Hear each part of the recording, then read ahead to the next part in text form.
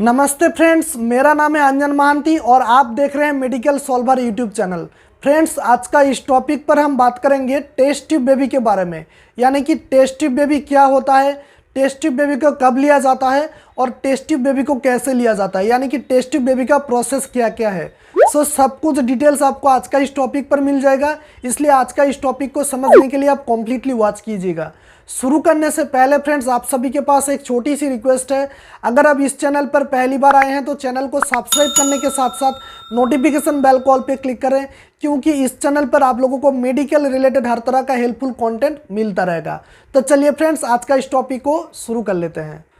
देखिए फ्रेंड्स, सबसे पहले हम बात करेंगे कि टेस्ट ट्यूब बेबी क्या होता है। देखिए, टेस्ट ट्यूब बेबी को आईवीएफ बोला जाता है। आईवीएफ का जो फुल फॉर्म आता है इन वाइट्रो फर्टिलाइजेशन, यानी कि मान लीजिए अगर किसी महिला का खुद का प्रॉब्लम है, काफ़ी दिन से ट्राई करने के बाद बेबी कॉन्सीव नहीं हो रहा है। अगर मान लीजिए उस महिला का हस्बैंड का खुद का प्रॉब्लम है और बहुत दिन से ट्राई करने के बाद बेबी कॉन्सीव नहीं हो रहा है, तभी टेस्ट ट्यूब बेबी को किया जाता है और टेस्ट ट्यूब बेबी के द्वारा बेबी कॉन्सीव किया जाता है। और फ्रेंड्स, ये जो प्रॉब्लम है, यानी कि चाहे वो फीमेल का प्रॉब्लम हो या हस्बैंड का प्रॉब्लम हो, आजकल बहुत ही चल रहा है, यानी कि इस तरह का प्रॉब्लम आजकल बहुत ही बढ़ गया है। और अगर इस तरह का प्रॉब्लम को लेकर आप बहुत दिन से डिप्रेशन में भुग रहे हैं, अगर आपका काफ़ी दिन से ट्राई करने के बाद बेबी कॉन्सीव नहीं हो रहा है और अगर आप बहुत ज़्यादा फ्रस्ट्रेशन कर रहे हैं, टेंशन कर रहे हैं, सो इस बातों को लेकर आपको टेंशन करने का बिल्कुल भी ज़रूरत नहीं है, क्योंकि आप टेस्ट ट्यूब बेबी आ गया है और टेस्ट ट्यूब बेबी को आप ट्राई कर सकते हैं। टेस्ट ट्यूब बेबी के द्वारा आप आसानी से बेबी कॉन्सीव कर सकते हैं और टेस्ट ट्यूब बेबी का जो प्रोसेस है बहुत ही अच्छा है, आप इसको ट्राई करके देख सकते हैं। सो फ्रेंड्स, अब हम बात करेंगे कि टेस्ट ट्यूब बेबी को कब किया जाता है, यानी कि आईवीएफ को कब किया जाता है। सो फ्रेंड्स, इसको समझने के लिए हम 3 भाग से डिवाइड करेंगे। सबसे पहले हम बात करेंगे कि अगर किसी महिला का खुद का प्रॉब्लम होता है, यानी कि उस महिला का जो यूट्रस होता है, उस यूट्रस के अंदर फाइब्रॉइड्स होता है, यानी कि ट्यूमर होता है, उसकी वजह से काफ़ी दिन से ट्राई करने के बाद बेबी कॉन्सीव नहीं हो रहा है। अगर उस महिला का जो फॉलोपिन ट्यूब होता है, फॉलोपिन ट्यूब ब्लॉकेज होता है, अगर मान लीजिए उस महिला का जो ओवरी होता है, उस ओवरी के अंदर बहुत ज़्यादा सिस्ट होता है, उसकी वजह से काफ़ी दिन से ट्राई करने के बाद बेबी कॉन्सीव नहीं हो रहा है। ओवरी के अंदर सिस्ट होता है, लेकिन ओवरी के अंदर जो अंडाणु होता है, उस अंडाणु का क्वालिटी बहुत बेहतरीन होना चाहिए, क्योंकि अगर अंडाणु का क्वालिटी बेहतरीन नहीं होता है तो टेस्ट ट्यूब बेबी के लिए एलिजिबल नहीं होता है। यानी कि उस अंडाणु का जो है, अंडाणु का टेस्ट एक होता है, ब्लड टेस्ट होता है, उसकी वजह से अंडाणु का क्वालिटी के बारे में पता चल जाता है। उस टेस्ट का नेम है एएमएच। एएमएच का फुल फॉर्म आता है एंटी मुलेरियन हार्मोन। इस टेस्ट करने के बाद फीमेल का जो अंडाणु होता है, उस अंडाणु का क्वालिटी के बारे में पता चल जाता है। सो अगर मान लीजिए उस महिला का खुद का प्रॉब्लम है, तभी टेस्ट ट्यूब बेबी किया जाता है। अगर मान लीजिए उस महिला का जो हस्बैंड है, हस्बैंड का खुद का प्रॉब्लम है, यानी कि उसका जो सीमेन एनालिसिस टेस्ट रिपोर्ट है एबनॉर्मल है, जिसकी वजह से काफ़ी दिन से ट्राई करने के बाद बेबी कॉन्सीव नहीं हो रहा है, तभी भी टेस्ट ट्यूब बेबी होता है। और अगर मान लीजिए दोनों का प्रॉब्लम है, यानी कि महिला का प्रॉब्लम है और उसका हस्बैंड का भी प्रॉब्लम है, हस्बैंड का semen analysis test report abnormal है और महिला का जो प्रॉब्लम है उसका अंडाणु ठीक होना चाहिए, लेकिन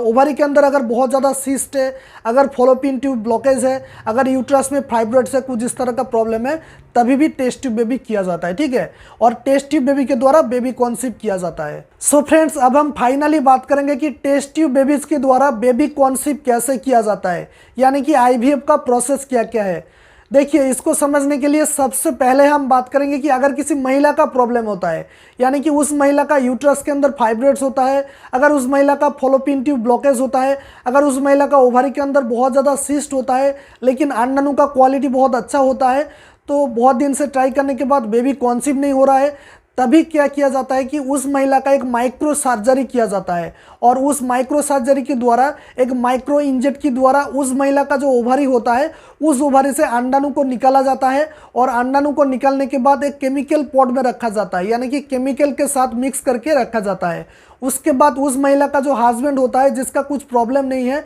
उस हस्बैंड का सीमेन को कलेक्ट किया जाता है। सीमेन को कैसे कलेक्ट किया जाता है? लास्ट 3 से 5 दिन तक आपका रिलेशन बंद रखना चाहिए, कुछ इस तरह का होने के बाद सीमेन को कलेक्ट किया जाता है और सीमेन को कलेक्ट करने के बाद उस अंडाणु के साथ, यानी कि उस केमिकल के साथ मिक्स किया जाता है। बहुत अच्छे तरीके से अंडाणु के साथ मिक्स किया जाता है और मिक्स करने के बाद एक इंजेक्शन के माध्यम से क्या किया जाता है कि उस महिला का जो वजाइना है, उस वजाइना के द्वारा उस महिला का यूट्रस के अंदर इंजेक्शन को पुश किया जाता है और इंजेक्शन करने के बाद उस महिला का जो यूट्रस होता है उस यूट्रस के अंदर सब कुछ चला जाता है। चला जाने के बाद वहाँ पर फर्टिलाइजेशन होता है, यानी कि जो अंडाणु और शुक्राणु होता है वहाँ पर मिलन हो जाता है। उसके बाद क्या होता है कि फर्टिलाइजेशन होता है, उसकी वजह से क्या होता है कि बेबी कॉन्सीव हो जाता है। और अगर मान लीजिए कि अगर उस महिला का हस्बैंड का खुद का प्रॉब्लम है, यानी कि काफ़ी दिन से ट्राई करने के बाद बेबी कॉन्सीव नहीं हो रहा है, उसका semen analysis test report abnormal है, तभी क्या किया जाता है कि जो डोनर स्पर्म होता है, जिन लोगों ने स्पर्म को डोनेट करते हैं,